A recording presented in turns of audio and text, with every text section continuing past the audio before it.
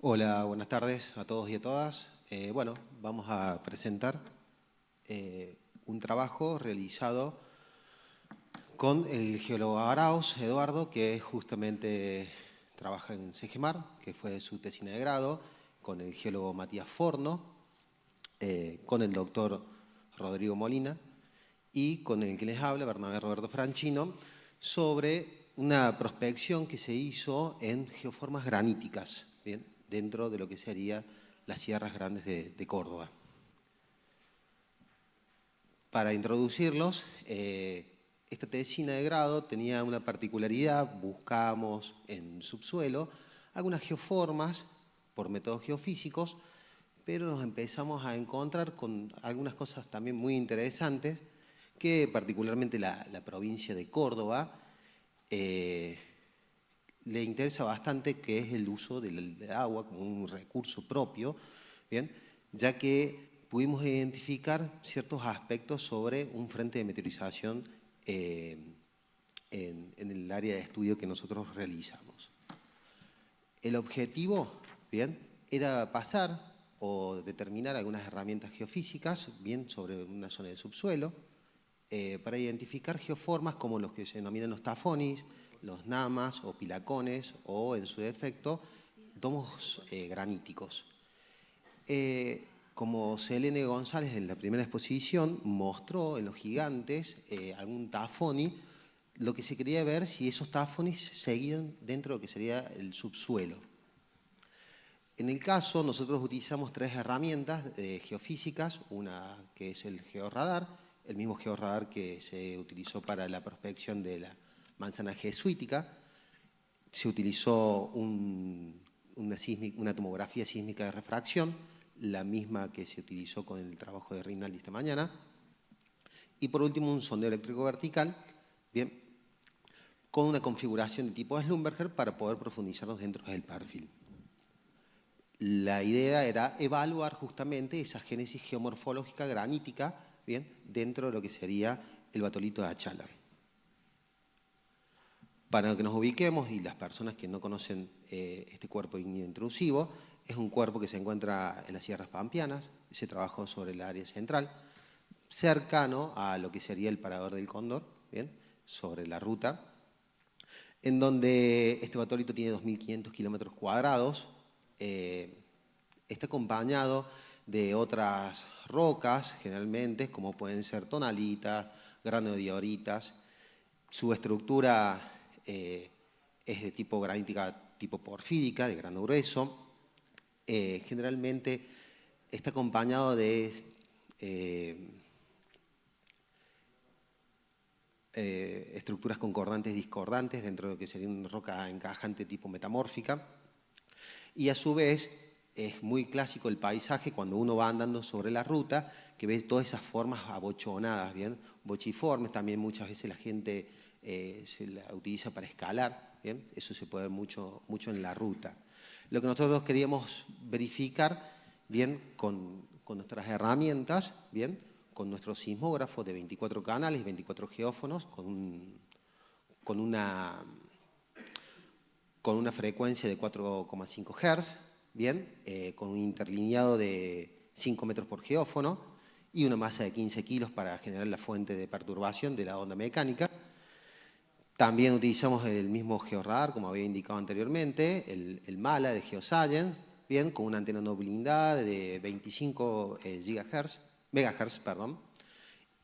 Y por último, la configuración del sondeo eléctrico vertical de Schlumberger, bien, para poder profundizar en el perfil, bien, del macizo rocoso. Los resultados, bien, en la tomografía sísmica, los primeros datos que nos arrojan, bien, son un sistema de multicapas, un sistema que nosotros definimos como sedimentos, pero también hablando, no son solamente sedimentos, sino que es formación de suelo. Estamos hablando de un suelo porque tiene un horizonte B también presente. Esa velocidad, bien, en lo que sería la primera capa, transcurre en menos de los 700 metros segundo, bien, y a medida que nosotros vamos profundizando el perfil, nos encontramos con la zona de regolito, bien, en la zona amarilla, en la zona verde aumenta casi a 2.000 metros segundo y pasando, bien, hacia una zona azul que supera los 4.000 metros segundo.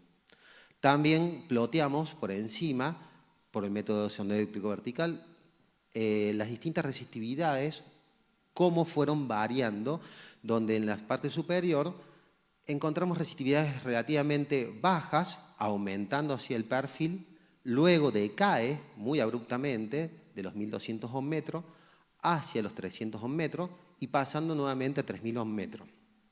Ese fue uno de los primeros indicios que nos llamaba la atención, pero la sísmica, la tomografía no nos había ayudado demasiado.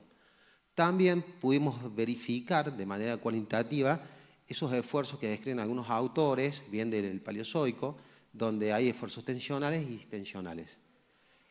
En el caso, bien de la tomografía, se ve como esos esfuerzos empujan a la roca y generalmente genera una zona de distensión. En el caso del georradar, cuando nosotros, la campaña se dividió en dos partes, cuando nosotros pasamos en áreas transectas, nosotros empezamos a verificar que las zonas donde estaba la distensión había alta acumulación de agua y en las zonas que son compresivas poco fracturamiento. Pero también se encontró esa forma abochonada bien en lo que sería la parte regolítica bien, que estaba cerca de los 10 metros de profundidad. También podemos ver el sistema de fracturación, bien, que nosotros le denotamos con en un apilamiento que nosotros hicimos de filtros, bien, para que destaquen la humedad.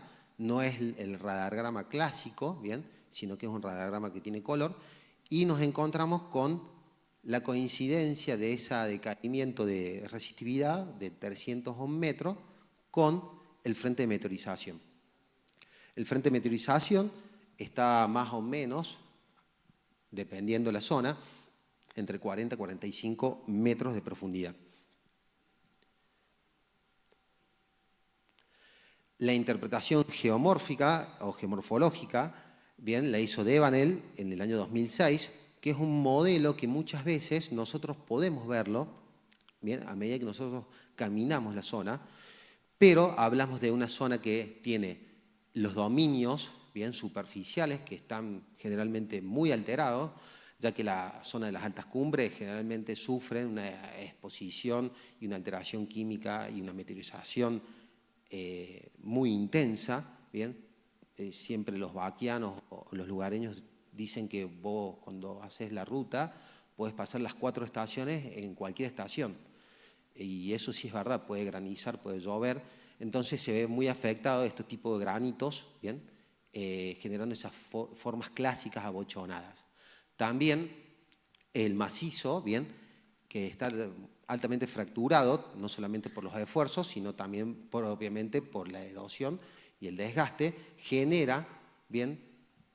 Zonas de mayor infiltración donde muchos autores de Córdoba describen que las sierras grandes son los mejores acumuladores de agua para los acuíferos libres y confinados. Y eso sí se pudo ver en el georradar. Y por último, una zona estable, de un macizo estable, poco fracturado, que es el que aloja toda la zona del frente de meteorización. Nosotros como conclusión, bien, pudimos determinar que estos métodos geofísicos sí sirven, bien, para hacer cualquier tipo de emprendimiento. También me acordaba del doctor Gian Bastiani cuando hablaba del tipo de las presas, lo importante que sería tener alguno de estas imágenes o de estas tomografías que nosotros realizamos para entender justamente cómo se comporta mecánicamente un macizo rocoso. Puede ser de tipo granítico, puede ser metamórfico. También pudimos delinear y poder ver los patrones estructurales donde se acumula mayor humedad. Eso lo pudimos ver bien en el georradar. El georradar nos ayuda a afinar mucho el dato de la concentración de grandes cantidades de humedades. También el frente de meteorización tiene más susceptibilidad a la hora de estar en las zonas más fracturadas que en las zonas de menos fracturación. Devanel hablaba de ese sistema del modelo acuífero estratificado, ¿bien? Por eso tenemos una capa casi continua, ¿bien? Dentro de todo un perfil. Y por último, no se hallaron esas geoformas específicas, bien, como los namas o los pilacones, pero sí se hallaron vamos a decir, la génesis evolutiva de cómo un granito se empieza a formar y cómo se empieza a abochonarse en cierta forma hasta que nosotros lo vemos en la actualidad en la parte superficial. Y el entendimiento geomorfológico de la formación de Achala. Como cierre y relevancia, no solamente los métodos geofísicos sirven, en nuestro caso, para delimitar acuíferos, sino también para determinar estructuras geomecánicas, bien, en la geotecnia de los macizos rocosos, es bastante interesante. También la evolución de distintos ambientes geomorfológicos. Y como nosotros planteamos, siempre tenemos las futuras líneas de investigación, ya que nosotros receptamos trabajos, bien, trabajos de tesina de grado, prácticas profesionales supervisadas, donde siempre intentamos plantear un problema, bien, real, ingenieril, para poder aplicar en la vida cotidiana, bien, de las personas. En este caso, nosotros nos encontramos, como les había dicho al principio, con una idea de un ambiente geomorfológico y nos desviamos hacia lo que sería el frente de meteorización, que es justamente en Córdoba un recurso muy importante, tanto como el agua como el suelo, y bueno, lo que hicimos caracterizar y mapearlo, ¿bien? En nuestra unidad de laboratorio. Así que bueno, este es nuestro contacto. Nosotros estamos en la Facultad de Ciencias Exactas, Físicas y Naturales, y bueno, estamos siempre a disposición. Muchas gracias.